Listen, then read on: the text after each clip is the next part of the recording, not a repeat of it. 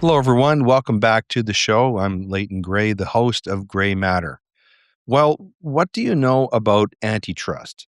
I'm guessing that, like most people, you know very little, unless perhaps you have had the benefit of reading our host's book. But we thought this is an important topic because you're going to be surprised to learn the next little while during this conversation how ubiquitous this concept of antitrust is, how it's affecting really many different areas of our lives without you realizing it. And so we're very pleased to have on the program today Robert H. Bork Jr. He's president of the Antitrust Education Project. He's the eldest son of the late Judge Robert H. Bork, and he's the co-author of The New Paradox, Antitrust and the Threat of Conservative Socialism. It's great to have you on the program today, Robert. Welcome to Gray Matter. Thank you for having me. Yeah, I'm looking forward to chatting with you. Had the benefit of working through your book. It's a lot to digest. As a lawyer, I had a very rudimentary understanding going in of what antitrust was, antitrust law anyway, but I had no idea how this concept this of conservative socialism was being iterated and being sort of propagated through the magic of antitrust. And so your book was quite a revelation. Before we get going and actually dive into it, we have a couple of framing aphorisms just quickly. One is from Theodore Roosevelt, who said, "It is necessary that laws should be passed to prohibit the use of corporate funds directly or indirectly for political purposes." He said, "It is still more necessary that such laws should be thoroughly enforced." And from the late Robert Bork, who said, "In a constitutional democracy, the moral content of law must be given by the morality of the framer or legislator and never by the morality of the judge." Well, Robert, I want to dive into your book if we could. Um, and where I'd like to start is obviously your father is so well known. In fact, he's known for writing a groundbreaking book himself, The Antitrust Paradox. And my understanding is that he famously argued that antitrust law had to become a policy of war with itself, at war with itself, and often protecting inefficient competitors rather than consumers. But I'm curious to know, in that context, what inspired you to take up the pen and write The New Paradox, and how does your book serve as both a continuation and as kind of a sharp update of the legacy of your father's book? Well, that's a big story. Look, I'm not a lawyer, so everybody wants to turn off the channel right now. That's fine, or maybe they want to leave it on because I'm not a lawyer. Um, They probably would have turned it off if you said you were a lawyer. that's right. Just kidding. No, that's fine. I had a choice to make 100 years ago, and I decided to go into what my father's choice for a profession was when he got Mm, out of college. He wanted to be a journalist. right. And, he applied to Columbia's journalism school and told that his degree from the University of Chicago was, not, enough. There was a great book school back then, they didn't recognize his degree. Mm, So he went wow. to law school, and that was one of those famous forks in the road, I guess. Yeah, the road not taken. Mhm. Yeah, so, I was a journalist for a number of years and ultimately became quite, disaffected or disappointed in journalism and quit. Mhm, I mhm. quit actually right after my father's very unpleasant confirmation process, Yeah, and because I knew a lot of those reporters personally and thought that that it's was really it's like disgusting, chronic wasn't it? derangement syndrome, only Yeah, worse. yeah. It was Um, truly disgusting, wasn't it? it was. Yeah. Anyway, not to belabor that, but it sort of sets up what happened. So I decided to get off the bench. I thought I was on the bench and decided to get into the game, Yeah, realizing that everybody else I was working with was in the game. yeah. And I started writing speeches, political speeches, policy speeches. I wrote for a senator. I wrote for the U.S. Trade Representative, and ultimately for the private sector. Started a company called the White House Writers Group with some other people, Reagan and Bush writers. Anyway, Mhm. not to I say keep saying not to belabor this, but that set me up to really start thinking about policy and issues of law, and I started advising lawyers Yeah. and their clients about communicating these ideas. Mhm. Um, so this went on. This was my what I did for a long time, and then about 5, 6 years ago, I I heard Elizabeth Warren All right. talking about antitrust and how it could be used as a weapon to slay big business and to take over the economy. Yeah. And I thought, Yeah. well, my father's book, The Antitrust Paradox, where is that? You know, and because I didn't know if it was even in print anymore, and it turned out it wasn't. So I started. I bought the rights away from the publishing company, and I started a publishing house myself, and republished the book. Uh, Mhm. and uh, and I think that was a great thing to do. There was a lot of interest in seeing it again. We'd updated some things, and Senator Mike Lee wrote an introduction. I wrote a foreword to it, and that got me into antitrust. It was a labor of love. It was, I was doing this to defend my father's legacy, maybe Right. his Yeah. greatest single work. Yeah. Yeah. And but then I decided that wasn't enough, so I started the Antitrust Education Project and appointed myself president without a vote. The old And Napoleonic way. that's right. And started writing, and Yeah. I have people helping me and advising me, and we've written probably 8 or 9 in the last 4 years, op-eds in the Wall Street Journal and Wow. elsewhere. We've written, I don't know, over 100, and trying to point out what's wrong. What was particularly because this was at the time the Biden administration Right. decided to weaponize antitrust to get rid of my father's uh, seminal um, achievement, the consumer welfare standard, which recognizes that the consumer should be at the center of Right. the antitrust policy and Yeah. not the competitors. Mhm. Anyway, And this is kind of the fresh twist that you bring to this, hence the title, "The New Paradox," because you suggest that there's a new way to look at these antitrust dilemmas. But at its core, what is the central paradox you identify in today's antitrust enforcement, and why you describe it in the book as a threat of conservative socialism? ah, That sounds like a strange, almost like an oxymoron, conservative socialism. But you explain it in the book, don't you? I do. And frankly, that is the most frightening thing to me that the Biden administration achieved. They brought lots of cases, they lost lots of cases, but they have, I think, tipped the balance slightly toward a different way of looking at antitrust. I Yeah. said, for the last 45 years, it's been the consumer welfare. They made it much more political, much more personal, uh, and uh,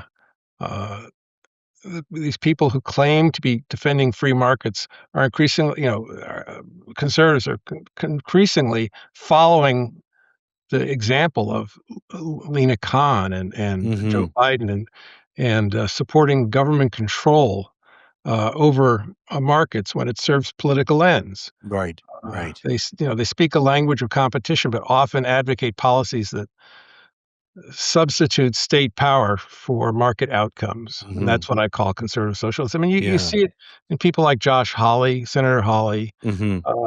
and others. I mean, my gosh, um, the senator from Iowa, why am I blanking on his name right now? Who was the chairman of the Judiciary Committee, Mm. has been there. He was on my father's confirmation committee, Mhm. Mhm. but he's really aligned himself with the left and the Democrats in the Senate. Chuck Grassley Right. in the Senate, and in his been supportive of these changes, the overturning of the system that has worked Hmm. for Yeah. 60 years. Yeah. And this is part of the reason why you're sounding an alarm here is because this is not just the Biden Democrats. This is not just the Elizabeth Warrens of the world.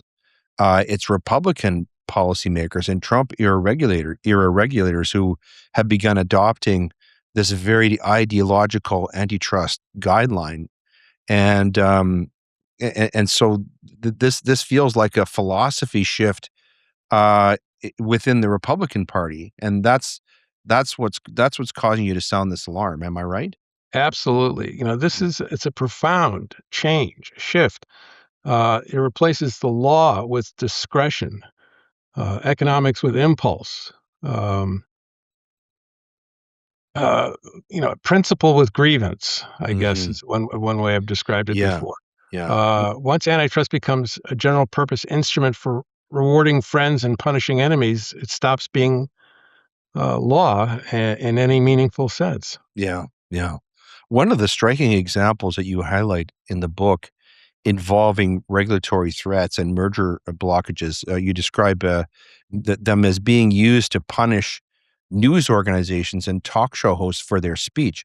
This is something that is happening a lot in Canada because we have state controlled media.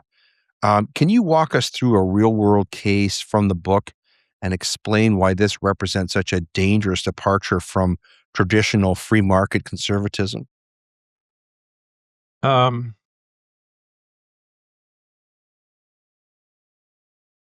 yeah. So when the state begins signaling that media firms and broadcasters or platform companies may face economic punishment because of their speech, their editorial posture, political alignment, antitrust ceases to be a neutral legal framework. And so you've seen, well,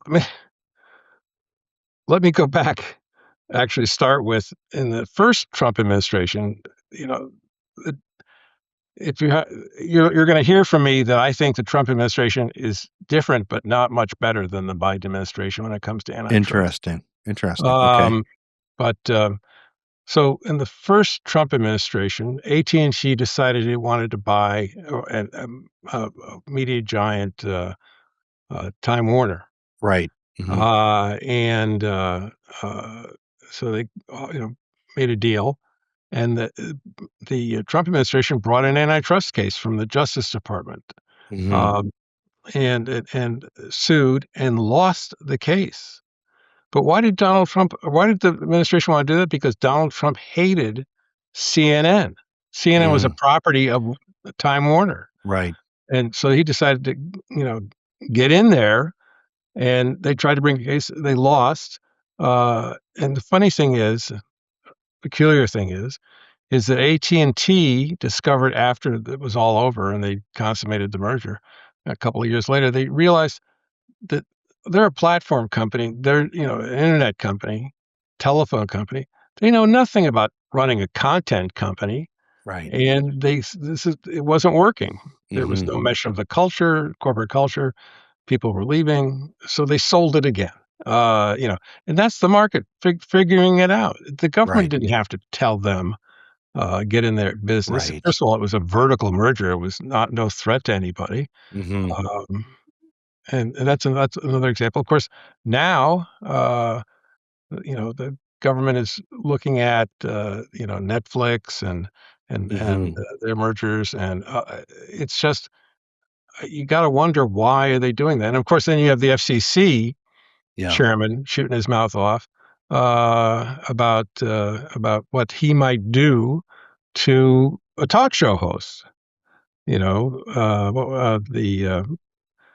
what is his name? I don't watch any of these guys, so I don't know. Tucker Carlson? No, no, no, no. No. No, the guy the late night host, Oh yeah. Jimmy Kimmel. Jimmy Kimmel, Yeah. Yeah. this is totally inappropriate. Yeah. It's Yeah. wrong, Yeah.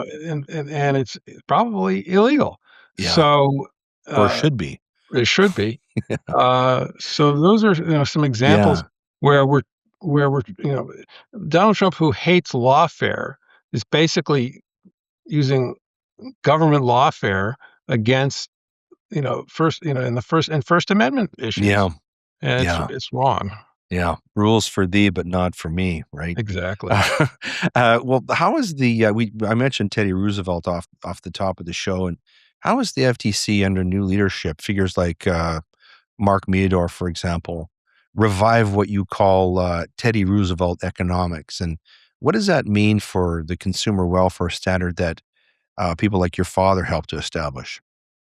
Well, Teddy Roosevelt, despite all the charming pictures of him, photographs charging up San Juan Hill, and his rep, his reputation, Yeah. was a very progressive president who Yeah. believed in government control Hmm. of the economy. And Teddy Roosevelt economics is what we're seeing a return to now. I mean, Teddy Roosevelt was the president who gave us, uh, I should say, modern antitrust. No, no, not gave us an introduction to antitrust because Hmm. at that time, of course, corporations were organized in trusts. Hence, when there were laws written like the Sherman Act and Yeah.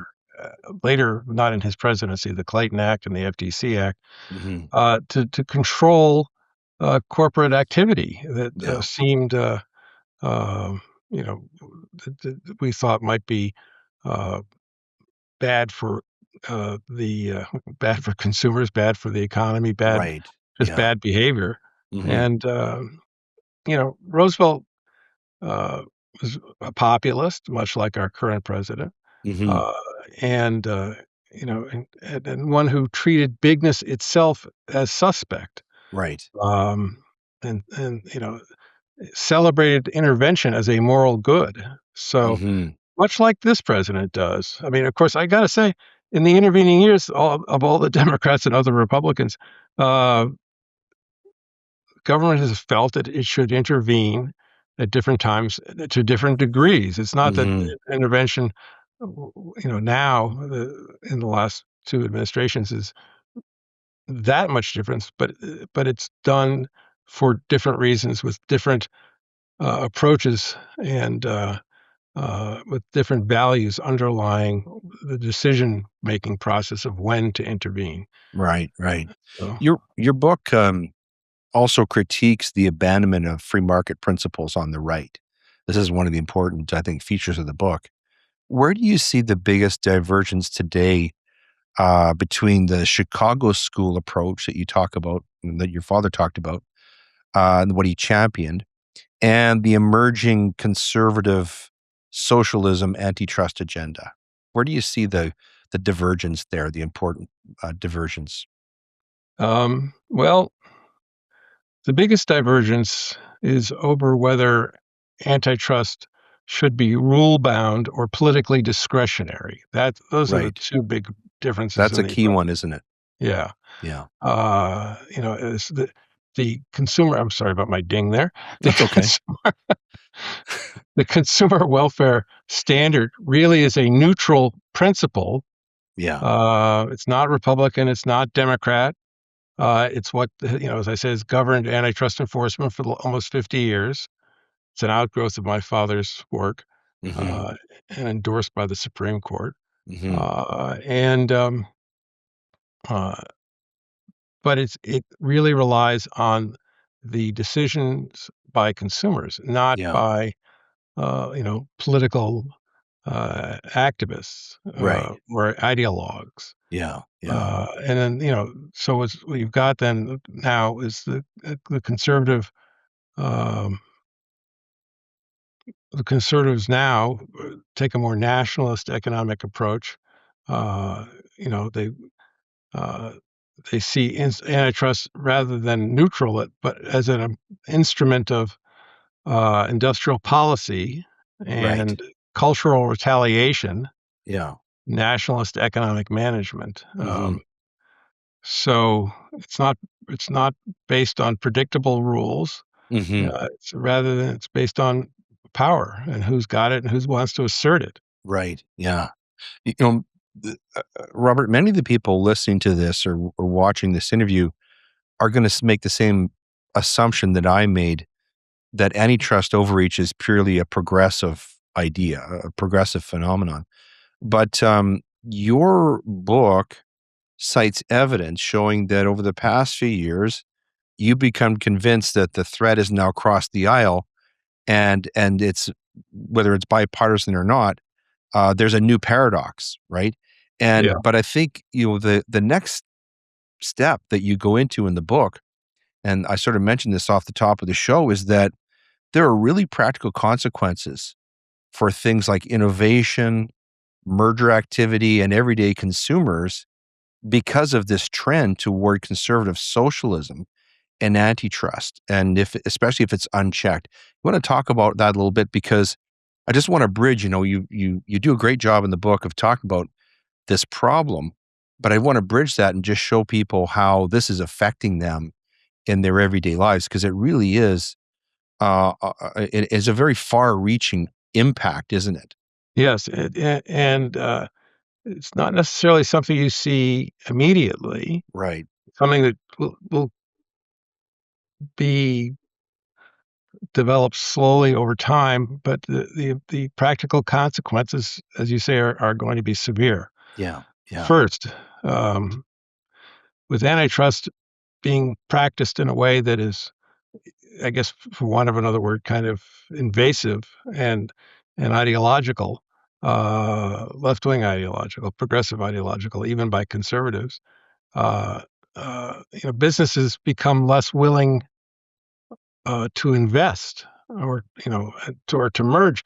These mergers often create new synergies where one company has the capital to help another company that has the great idea to develop it. So Hmm. they're less willing to invest, merge, expand, or innovate, and that's really critical. You don't when you don't see you see innovation all around you, things that we have now that everything from AI to smartphones and all that stuff. But you don't know about the thing that we're missing or Hmm. we're gonna miss soon or later because Right. there was no freedom to merge or to develop new products because the government thinks it has a crystal ball and it knows that in the future the whatever you're thinking of creating now will be somehow bad. Right. It's sort of what was that movie with Tom Cruise and the Minority Report? Yes. Yeah. Pre-crime, Yeah. in the Biden administration, and even now, Yeah. the Antitrust Division looks around and says, we don't, we can't really see that you're doing anything wrong, but we think you're gonna, Yeah. you're gonna do something Yeah.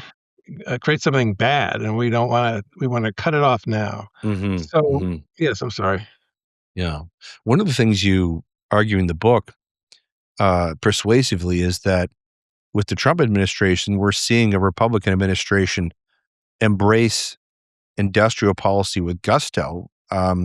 You say that the White House has used its trade and regulatory authority to take a big cut, for example, of one of the U.S.'s a U.S. company's semiconductor exports, and this has forced an equity stake on a major tech company to become its largest stakeholder. At the same time, proposing price controls in industries ranging from pharmaceuticals to financial services. And then there's the tariffs, which are often lifted or imposed according to the political position of a company or the connections of its lobbyists. Are these all sort of different manifestations or effects of this conservative socialism that you talk about in your book? Absolutely. I mean, it's right in front of us. It's all there. And you mentioned, taking a stake. I predict here, first on your show, that I don't know if you saw the news today that, Spirit Airlines I did is see that. Yes. is looking for a bailout from the government. Now, you may Right. not remember, but a few years ago, they tried to merge with American Airlines to save Spirit, and a federal judge, said no. And Because of now, antitrust law? because of antitrust law, Oh, his spin on antitrust law, right. even though there was no evidence that this was gonna be a problem, Yeah. Yeah. um, And now we have them looking for a bailout. Hmm. Wait, who's the president now? Hmm. Mr. Government Investor. I predict that he will, and he just said that he thought it was a shame that Spirit should go out of business. And so I suspect that he'll work a deal for the government to become an investor in Spirit to bail it out, and own a piece. And this, he's, as he's done with the chip company, Hmm. and he's done with other companies. Uh, he just doesn't understand that's not how things work. This creates Hmm. all sorts of conflicts. Right. And now, what does the government do when maybe Spirit or another company that the government holds a piece of, has invested in, uh, breaks the law? Well, Hmm. will will the president say, "You no, you can't touch them. They're immune because Hmm. I hold a major piece." Right. Uh, you Yeah. know, So so does this explain why? Because you talk about in the book about how the Biden administration had sort of set out guidelines for mergers and acquisitions that barely mentioned consumers, but defined many reasons for the Department of Justice Antitrust Division and the Federal Trade Commission to stop any merger cold, as you've just described. And you say in the book that these guidelines were so ideological and political that they were denounced by 17 former chief economists of the Justice Department and the FTC from both parties. right, So the question is, and you explain this in the book, the Trump administration regulators have strangely embraced these guidelines with no changes while continuing the legacy antitrust actions of the Biden administration. Um, why are they doing this? because they're not that much different. They like the authority, the Uh, power to intervene, and they probably think to themselves, "Well, we're intervening for better reasons than those guys were."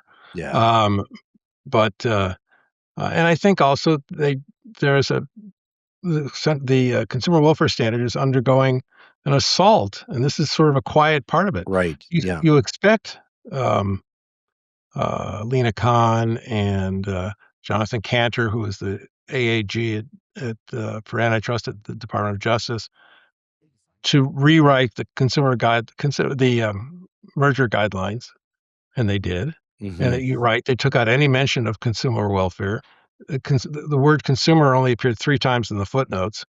Um, but you don't expect people who are uh, allegedly conservatives coming in, like Andrew Ferguson, who's the chairman of the FTC, and a former clerk to Clarence Thomas, the former solicitor of Virginia. You don't expect him to say, "We're just going to leave it the way it is. Right. We're not going to mess with it." Mm. Uh, he tried to I explain suppose to that's people. one form of conservatism, conserving something that's progressive, but it's Yes, certainly not classical conservatism, is it? right. No. Yeah. So, um, so it's just a frankly an outrage that Yeah. they didn't make any attempt to Mm. restore what has worked for 45, almost Mm. 50 years, Yeah.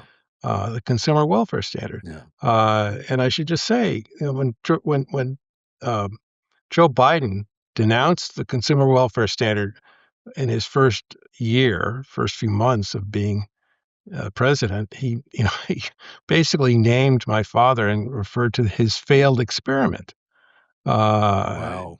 and of course, we have some history there.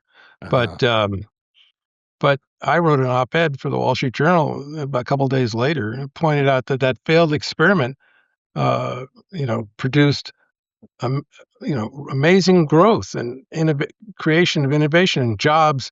And Yeah. the president said that the businesses, the new businesses, had actually not grown, Hmm. uh, in the 45 years, and that was just a lie that I'm Yeah. sure somebody fed him. Yeah. Yeah. Um, Yeah. so it's Well, part of what makes our economy, great. yeah, absolutely.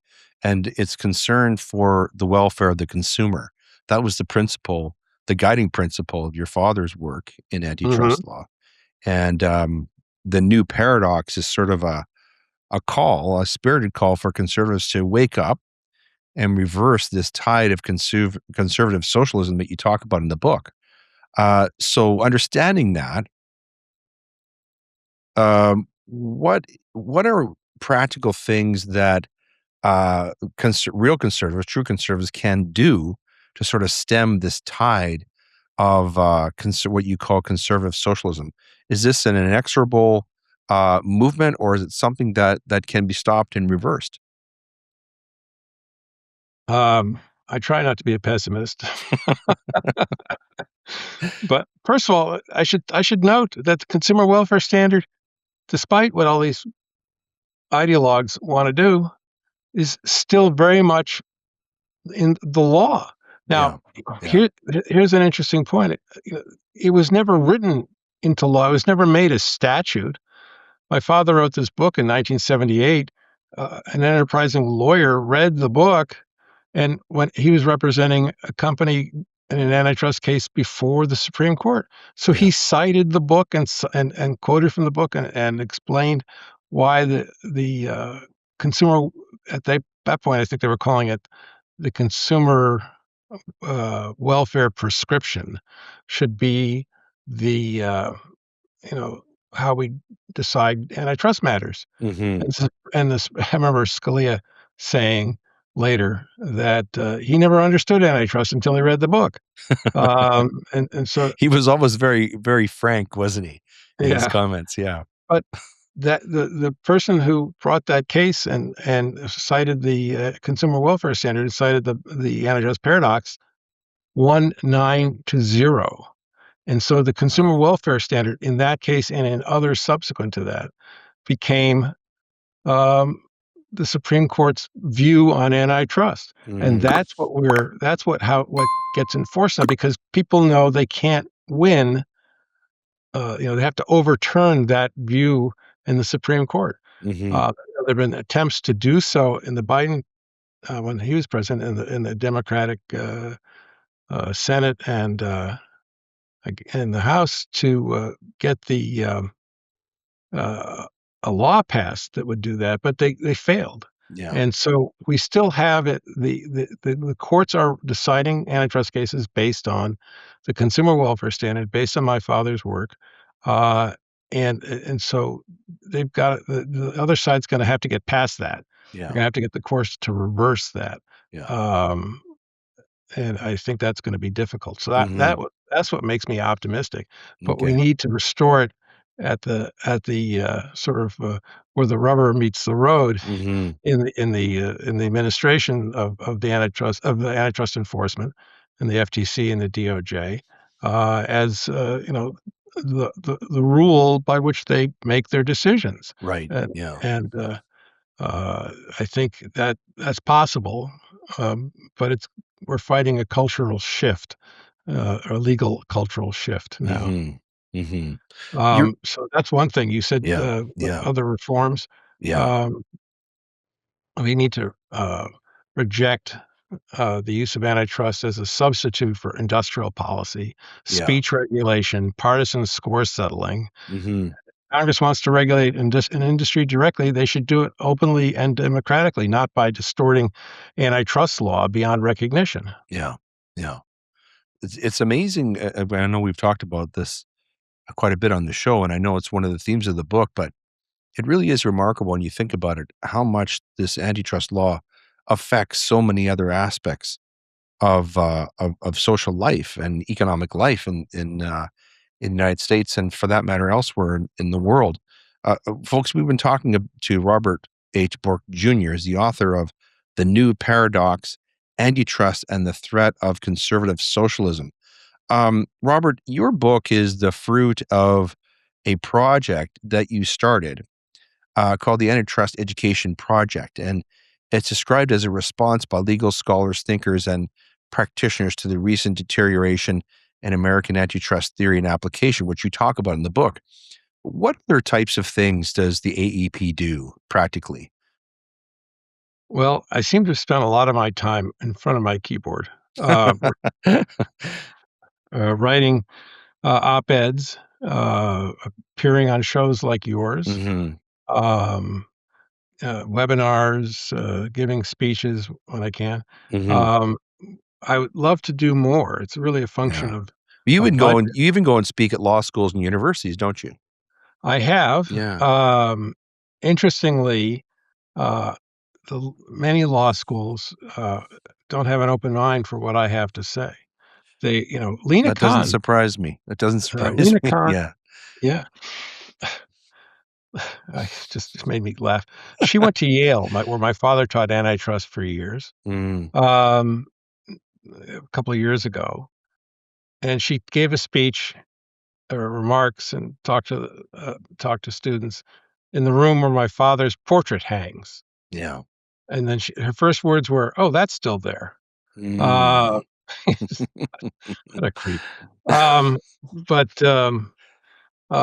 look, I tend to first tended to dismiss her, for a variety of reasons. But she has a reach into the young lawyers and to students, Hmm. which she's trying to uh, institutionalize. Columbia just gave her uh, a school. I mean, they created a school for her to talk about uh, economics and antitrust and other things.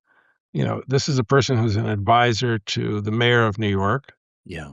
Yeah. Uh, there was a story on CNN uh, yesterday, talking about how she's talking to candidates, how she's being courted by political candidates. So Mm. this is this is something we have to deal with, and we Yeah. have to, So I feel like, in a way, my job has expanded. Yeah. The project has never been more relevant, has it?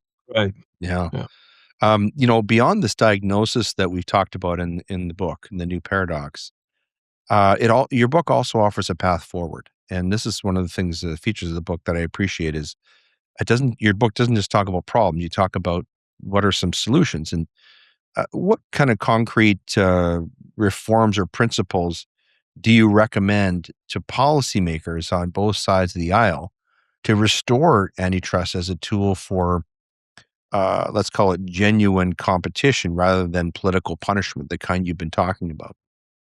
Well, I hate to sound like a broken record. Um, First and foremost, we have to acknowledge uh, that the consumer should be has been we've tested this idea. Yeah. It worked Yeah. for 47 years or whatever it's been. Yeah. Um, the consumer has to be put back at the center. This is as I have said, is a neutral principle. It doesn't Yeah. favor Republicans or Democrats, Yeah. and it's a neutral principle that should be put back in place, Yeah. like the warp core in the Enterprise. It should just sit there and Yeah. hum, and people should look at what the issues before Yeah. them that require antitrust enforcement and say, is this the Mm. way to go? But again, antitrust as it's being enforced now is not about a neutral principle. It's not neutral at all. Yeah. So we have to get back to that. Yeah. Antitrust should protect competition and not become a license for economic intimidation.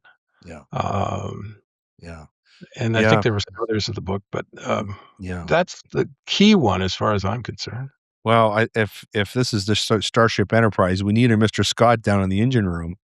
We need Oh no. the leadership of a James Tiberius Kirk, and we also need somebody as smart as Mr. Spock on the bridge.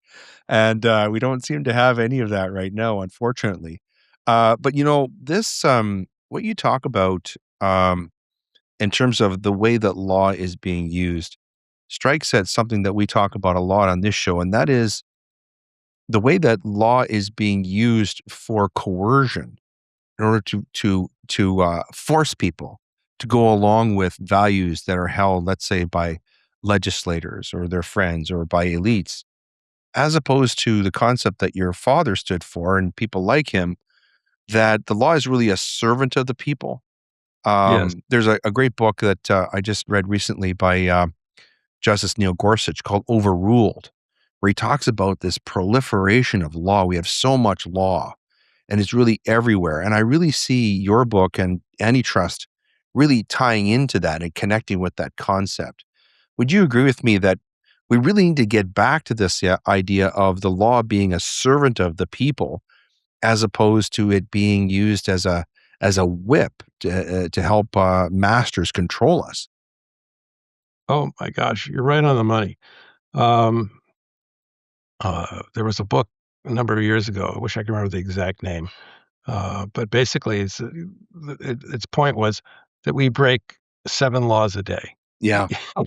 That's what Justice Gorsuch says, and there's so many we don't even know, and the people making them are not the people we elect. There are these bureaucrats, these regulators, and I'm sure there's got to be many of these in the antitrust world, right? Right, Yeah. right. Well, um, we got rid of the Chevron decision, Chevron Yeah. deference, Yeah. Yeah. uh, and in a case called Loper Bright, after since 1984. The courts gave deference to the independent agencies. They say, "Well, these guys are the experts, so Hmm. when they say this is what the law means, we should give them deference." Yeah. That was a huge disaster. Yeah. And Loper Bright just recently said, "No, no, if Congress wants uh, a regulation or wants some law enforced in a particular way, they should give guidance. They should not just uh, uh, abandon their responsibility." Yeah. And Hand it that's over what's to so-called experts. Yeah. yes, the Mm. rule of the experts. Yeah. And Yeah. we still have that in the antitrust division Yeah. and elsewhere, and the EPA. That's the famous one. Hmm. Hmm. Um, so it's critical that we get the law back, or the pieces of the law Hmm. back to where they're supposed to be, Yeah. where with Amen. Congress, Yeah. this voting, president signing, and then frankly, I think the independent agencies are illegal. But but That'll that be may the be subject of your next book. yeah, right. Well, it won't be a new idea, No, that's no. for sure. Yeah. Well, so we've talked a lot about the book, about your the AEP, your Antitrust Education Project, both very laudable. So just to finish off here, I wonder if we could just get you to sort of give a some broad strokes to this. So looking ahead, as the son of one of the most influential antitrust thinkers in modern history, what message do you hope readers or listeners to this interview, especially younger conservatives and policymakers, will take away from the new paradox from your book about preserving economic liberty in an era, let's face it, of rising ideological enforcement? Well, this is where I begin to despair a wee bit. I'm very I can tell young people what they should think or what they should do, um, but I'm competing against, the left-wing monasteries that they Yeah, live in, yeah. called universities. And where they learn some of this craziness, and that and they never hear another point of view because the other point of view is shouted down Yeah. or not even allowed to be spoken. Mhm. So here I am outside trying to tell, old guy trying to tell young people what they ought to do.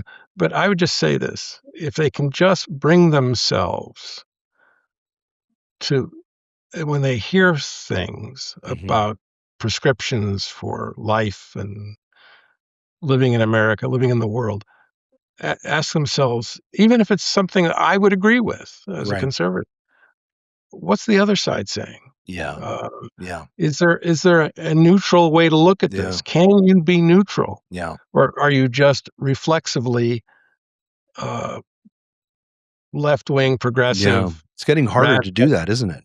It's I To try to look at do it. both sides I of a sort of I case. sort of have Yeah. my views an ideology and thinking built into me, but I'm talking about you can do that, but if you Yeah. can you start from a place where you say, "This is what I believe, but what are other people saying?" Yeah. Can we talk about it? Can we not even debate, can we talk about it? Yeah. And it's so hard to think that we may ever get that back, Yeah.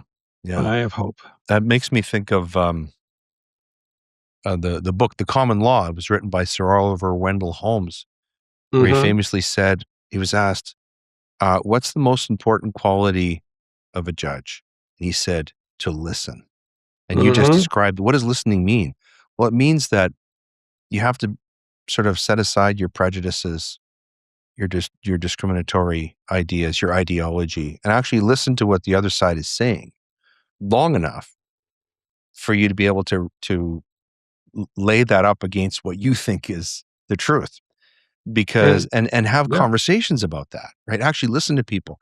You know, one of the things, Robert, that's really a shame I find is, we don't have Robert F. Buckley's on television with shows like that anymore. We don't have, you know, uh, people going at it, the Norman Mailer on there with somebody else arguing, left versus right. We can't have these conversations in public anymore, and that's a real shame, isn't it? it is a horrible shame. My dad was on firing line a number of times Yeah, with yeah, Buckley, yeah, and I remember he was on other shows, uh, back in the even as late as the '90s. yeah. But now, the things that pass for, talk shows, political talk shows, are usually one-sided. Yes. I Yeah. mean, even Bret Baier, who I have great respect for, when he Yeah. does his panel at the end, they're all basically agreeing with each other. Yes.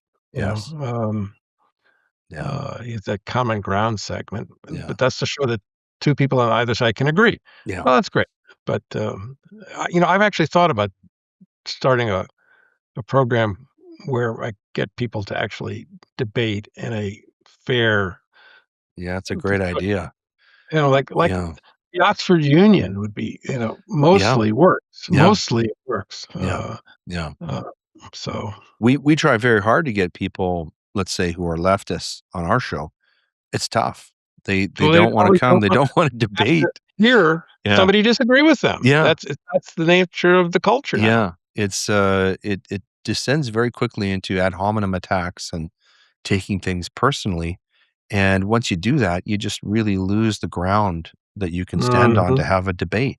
And I mean, this is one of the great things about your book and your project is, you're trying to urge people to get into these conversations and to question them, and also to warn conservatives, hey, listen, don't think that what's happening here isn't progressive.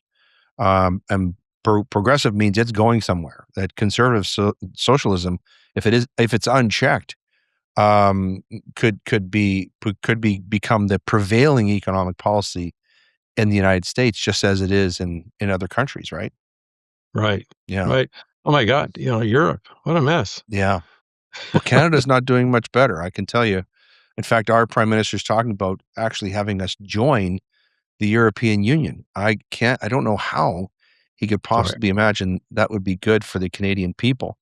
But anyway, we've kept you here quite a while. It's been a real joy talking with you and talking about your book. You've mentioned that you're a prolific writer.